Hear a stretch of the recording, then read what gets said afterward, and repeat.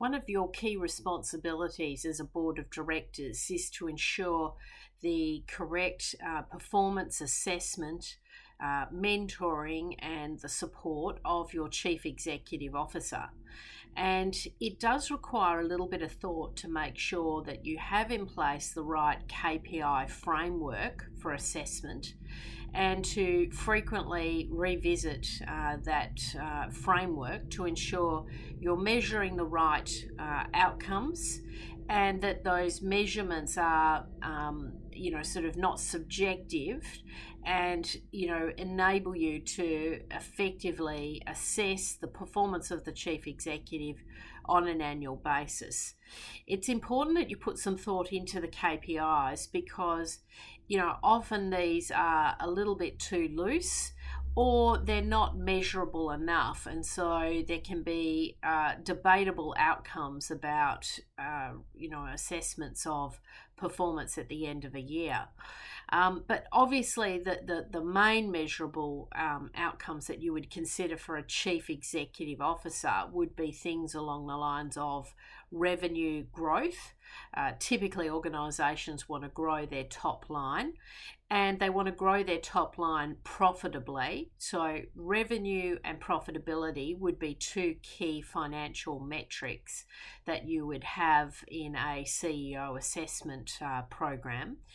You'd also look at things like the overall reputation of the organisation. The CEO is really the figurehead responsible for how the business is perceived in the market, the organisation is perceived. And so you might look at things like net promoter scores or surveys that measure how the organisation is perceived at the beginning and the end of the year. So that could be a measurement that you incorporate into a KPI framework. And then you want to look at sort of other key elements, so people, systems, processes, operations, what are the outcomes where that's concerned. So you would definitely sort of incorporate some KPIs around those key areas.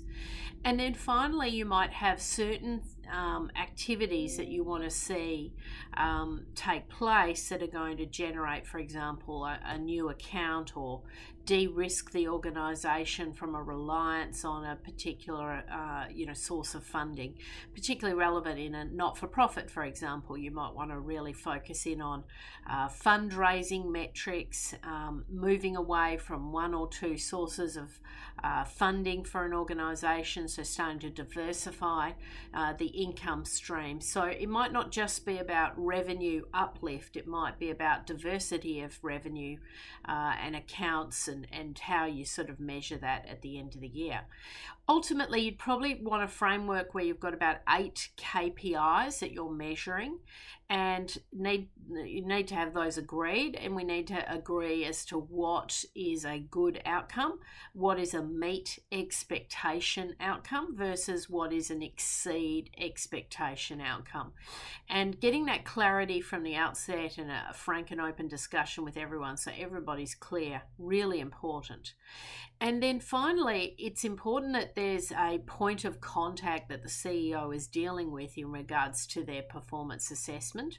It's very challenging if you have every board member all involved and all sort of, giving their feedback and their commentary. It's best that this does take place usually between the chair and the CEO, and it's done in a really professional way.